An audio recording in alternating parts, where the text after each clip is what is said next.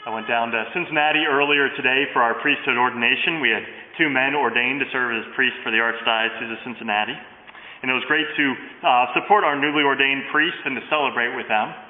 But also I wanted to make sure, since one of them is supposed to come here, I wanted to make sure everything went properly, and he was actually ordained. So if he tried to get away, I was there to grab him and bring him back. But it was a beautiful ceremony. And it's interesting with our readings today. The first reading in Acts of the Apostles talks about Paul and his missionary journeys, and how in every church that he established, he would ordain presbyters to serve that church. Presbyter is the root word that comes into English as priest. And so in every city that he established, he would ordain priests to serve as their spiritual leaders. So the communities themselves didn't just vote and select someone, or it wasn't just someone who said, well, I think I'll be a good leader of the community. It was someone appointed by the apostles. And it was very powerful to be in Cincinnati today, where a successor to the apostles, Archbishop Casey, did the exact same thing in ordaining 2 men to serve within our church. And so it's beautiful to see something so scriptural come alive before our very eyes. But our second reading today from the book of Revelation is one of my favorite readings in the Bible. It's the culmination of God's plan of salvation. And it talks about how at the end of time, this world will be transformed, and there will be a new heavens and a new earth, and this world will pass away. And it's the creation of a new world that's going to be untouched by sin. And just as the saints who are faithful to Christ will share in the resurrection, and they will receive a glorified body, so too there's going to be a transformation in creation. And so there will be a place for the glorified saints who are going to be in this new heaven and earth to encounter God and to see Him and to be with Him forever. And so it's a beautiful vision of the culmination of God's plan of salvation. If any of you remember the movie The Passion of Christ, there's a really powerful scene where Jesus has been scourged and he's carrying the cross, and he meets his mother on the way to Calvary. And it's a very heart-wrenching moment in the movie. But the words that Christ says to his mother at that point are, "Behold, I make all things new." And so in the midst of this terrible suffering, it highlights that Christ never lost sight of what his mission was. And this transformation, in terms of, there's a physical element, the world being recreated, the bodies of the saints being recreated, but there's also a spiritual transformation that needs to occur, a transformation in God's grace. Our hearts, what we desire, what we love, must be purified of our selfish desires, and it has to be elevated and conformed to God's will. And so there's a spiritual transformation that needs to happen. And that transformation begins now. It begins in this world. And the priesthood, as we think about the ordination of 2 priests, the priesthood plays an important part of how Jesus Christ brings about that transformation. Why did he appoint priests to be the leaders of each of these church communities? Well, priests have the responsibility of teaching the faith so that the flock can know the truth, and it elevates our minds when we hear the teachings of the church.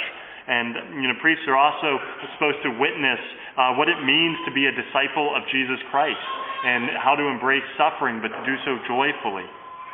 And priests also administer the sacraments, baptizing, the Eucharist, the sacrament of confession. These are all ways in which Jesus Christ works to transform us and to make us new inwardly. The sacrament of confession has been in the news lately.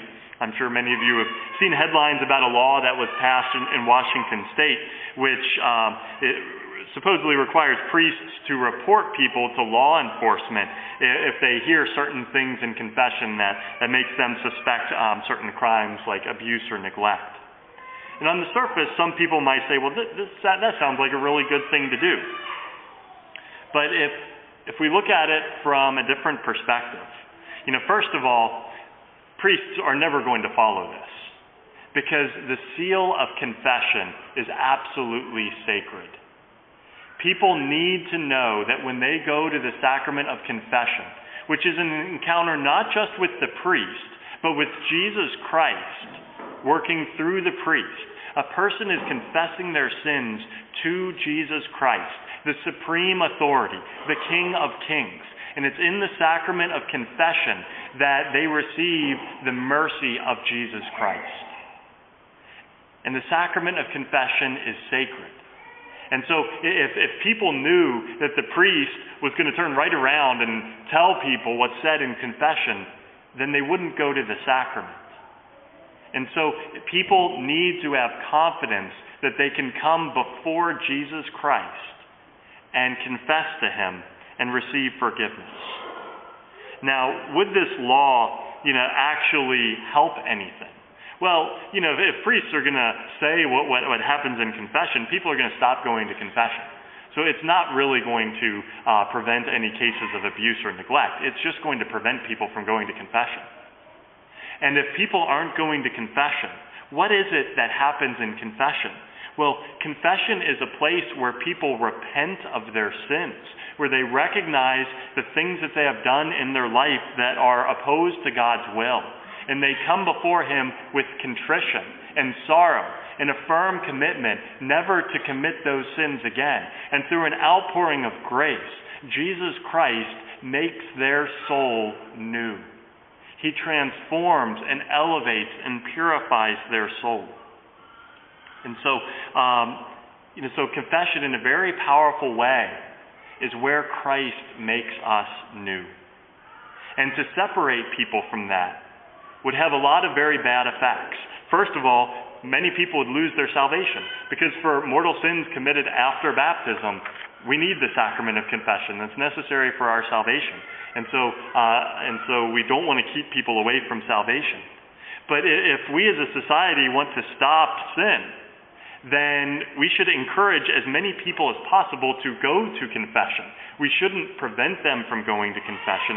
We should encourage them to go to confession frequently and sincerely, because what that does over time as someone goes to confession is it forms their conscience, and it helps to prevent sin before it takes deeper root within us, and it helps us to overcome sin. And so there's a powerful transformation that happens within the sacrament of confession. Sometimes government officials are very focused on what they are doing, and they think that their policies can accomplish great things. But it takes the power of Jesus Christ to change men's hearts. It's Jesus Christ who makes all things new.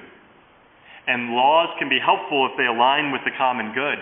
But when laws attack Jesus Christ and his plan to make all things new and attack the sacrament of confession in the church, then those laws themselves can become counterproductive, and they can become a source of abuse, not the solution to abuse. The solution is for us, first and foremost, to trust in the plan of Jesus Christ to make all things new. And so today we thank the Lord for the gift of the priesthood. We thank him for the priests that we have newly ordained to serve the Archdiocese.